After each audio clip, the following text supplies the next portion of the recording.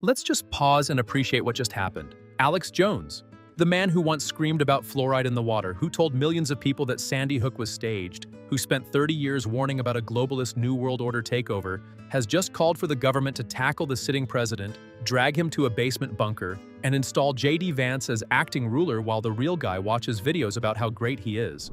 How do we 25th Amendment his ass?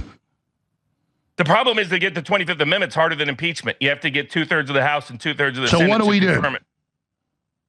Tackle Trump and pretend, let him pretend he's president and publicly report that he's going through a health issue and Vance take over. It literally needs to be something like that. It's that bad.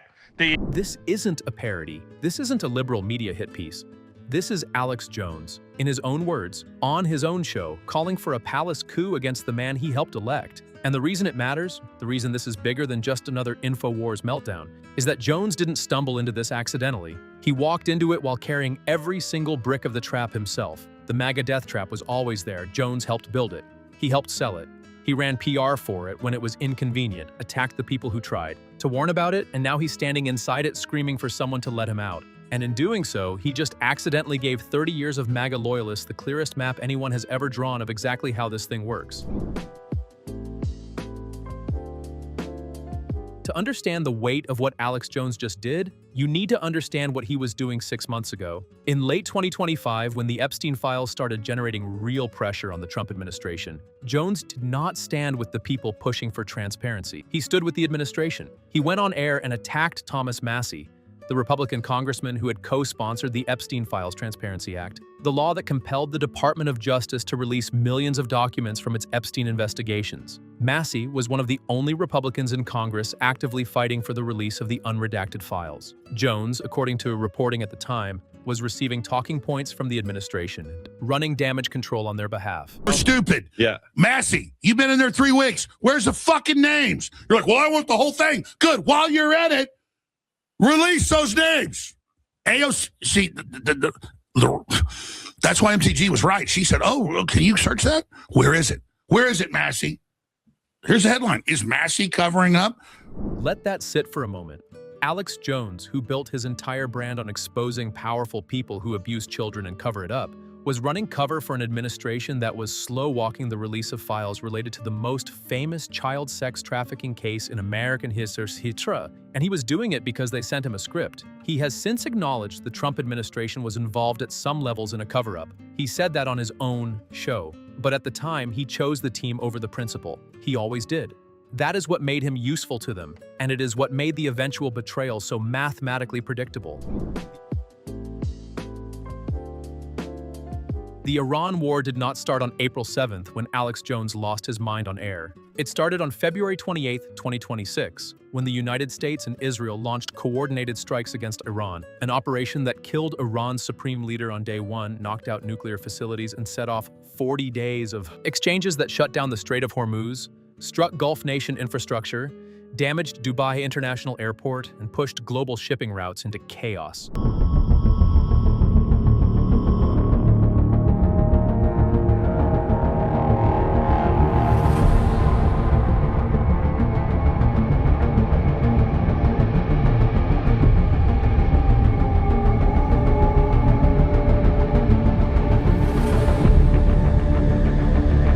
Throughout March, Trump claimed victory repeatedly. He said on March 9th that the war was very complete pretty much, and that the Iranian military had been destroyed. He claimed the Strait of Hormuz had reopened. Neither was true. By late March, he was threatening to destroy Iran's infrastructure and civilization if they did not make a deal. On April 6th, the day before Jones's meltdown, Trump posted that a whole civilization will die tonight. Jones, at this point, had been watching the man he helped elect threaten what he himself called the exact definition of genocide. He posted on X that Trump was sounding like an unhinged supervillain from a Marvel comic movie.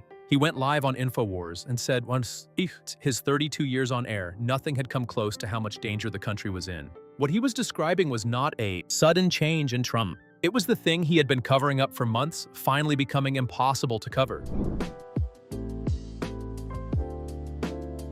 In the 7 days between the first Iran escalation and the ceasefire on April 8th, Alex Jones went through something publicly that takes most people years to process privately. He started by tearfully demanding a MAGA intervention. He followed that by saying Trump showed signs of early dementia. comparing the cognitive pattern to an incandescent light bulb that flickers brighter before it burns out, and pointing to Trump's swollen ankles as a sign of congestive heart failure. He said the president was babbling. He said the brain was not doing too hot. Your ankles swell up 3 times the size they were before. That means heart failure. And he does look sick. And he does babble and, sound like the brain's not doing too hot. Then came the line that broke the internet. Live on air with his lawyer Robert Barnes, Jones asked the question, how do we 25th Amendment his ass? Barnes's answer was the one that made every headline. Tackle Trump, physically restrain him, let him think he's still president while Vance quietly runs things. Barnes called it what it was, an internal coup. He said he had never called for one before. He said the situation was that bad. Laura Loomer, one of Trump's most loyal allies, went immediately to X and called it an incredible act of disloyalty. The administration's messaging machine, which had been feeding Jones scripts for months, went silent. There was no good talking point for this one. Their guy had just told his audience that the president needed to be physically tackled and locked in a bunker. President Trump operates like he's not going to tolerate this type of disrespect. He's a very forgiving person and he's a very gracious person. And I'm honestly shocked that it took Trump this long to lash out and rightfully so, criticize these woke right podcasters and people like Tucker and Marjorie and Candace and Megyn Kelly and Alex Jones. Jones was not alone. Tucker Carlson, Candace Owens, Marjorie Taylor Greene, who used the same word Jones did, genocide, to describe Trump's Iran threats, and who wrote that this is evil and madness. All of them in the same week, arriving at the same conclusion through different routes. All of them people who had spent years vouching for the man who just turned on them. Here's the detail that cuts through every political framing around this story. Jones used the word genocide to describe Trump's threats against Iran. So did Alexandria Ocasio-Cortez, both of them in the same news cycle, using the same word about the same president. Jones has spent years vilifying AOC. She is everything his audience was told to fear and despise, and here they were, in rhetorical lockstep, arriving at the same moral conclusion through completely opposite political histories. A whole civilization will die tonight, never to be brought back again. That is the definition of genocide. That is not a coincidence. It is not a prank. It is the logical endpoint of a political movement that was built on populist, anti-war, anti-establishment energy and then handed to people who have been running wars and protecting establishments for decades. When the movement finally produces something specific enough that you can hold it up to the principles it claimed to stand for, the contradiction becomes visible even to the people who were built to never see it. Jones did not discover something new this week. He discovered that the thing he had been defending was the thing he had always said he was fighting. Then Trump did what Trump does. On Thursday, April 10th, he posted a 482-word missive on Truth Social targeting Jones, Tucker Carlson, Megyn Kelly, and Candace Owens by name. He called them nut jobs. He called them losers. He called them low IQ. He called their shows third rate. He said Jones says some of the dumbest things and reminded everyone about Sandy Hook, the thing that cost Jones his entire fortune in court settlements, as a way of dismissing everything he was currently saying. He referred to Marjorie Taylor Greene, a woman who had been one of his most unshakable congressional allies, as Marjorie Trader Brown, because she had called for the 25th Amendment too. Civilization. In a 485-word post, the president went after Tucker Carlson, Megyn Kelly, Candace Owens, and Alex Jones. The president called them low IQ, nut jobs, and troublemakers. He also called them losers who were just trying to latch onto MAGA for publicity. What Trump did not do was address a single substantive concern any of them raised. He didn't explain the Iran war strategy. He didn't respond to the dementia allegations. He didn't address the ceasefire wobbling because Lebanon was never included in the deal. He posted personal insults at the people who built him, called them not MAGA, and went back to whatever comes next. Marjorie Taylor Greene, who has genuinely absorbed more public punishment in Trump's defense than almost anyone, responded plainly. She said they never changed. Trump did. She's not wrong. That is exactly what happened. And the fact that it took this long for the people closest to the machine to say it out loud is its own story.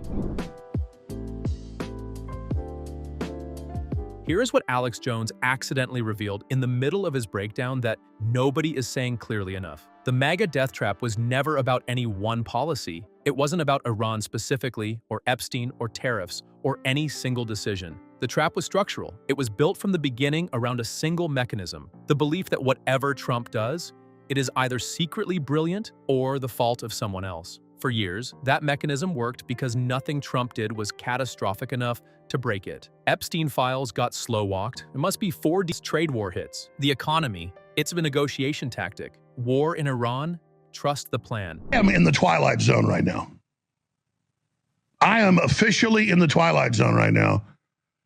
And I'm sitting there watching Trump wreck MAGA, wreck the Republicans, wreck the world economy, maybe wreck the planet physically. Jones said on air that this is the first time in his life he felt crazy. Read that again. A man who has built an entire career on telling his audience that the world is run by secret satanic pedophiles, that the government puts chemicals in the water to make people compliant, that mass shootings are staged. That man is now saying that Donald Trump is the only thing that has ever made him feel like he might be losing his mind. The trap was not the Iran war. The trap was the expectation that loyalty only flows one direction. Jones ran scripts for the administration, defended its most indefensible positions, attacked the people trying to get information out, and burned his credibility doing it. And the moment he raised his hand and said something was wrong, Trump called him bankrupt and dumb and told his 90 million followers that Jones was never really MAGA. That is the trap. You build the machine, you run it for them. And the moment you stop, they point to your worst moment and remind everyone why your opinion doesn't count. On April 8th, a 2-week ceasefire brokered by Pakistan took effect. Jones called the Iran war a fiasco. The ceasefire came under immediate strain. Lebanon was never included in the deal, and Iran was already demanding its own terms for reopening the Strait of Hormuz. The war's been won. The war's not been won. War will be over a couple days, over a couple weeks. Now they're going to Carg Island today. Boots on the ground, ready. What a fiasco. Jones said something that got less attention than it deserved in the chaos of that week. He said he misses the old Trump, the one who got so many good things done, and that at the end of the day, he just feels sorry for him. That's not a man who is performing outrage for ratings. That is a man who spent years of his life believing in something and is now sitting in the wreckage of it trying to figure out what was real and what he told himself was real because it was easier. Whether Jones ever returns to defending Trump is a separate question with a separate answer. He has done it before. The MAGA ecosystem is designed to forgive and forget if the alternative is acknowledging that the whole thing was broken from the start. Here is Alex looks very somber, uncharacteristically somber. I think he kind of knows.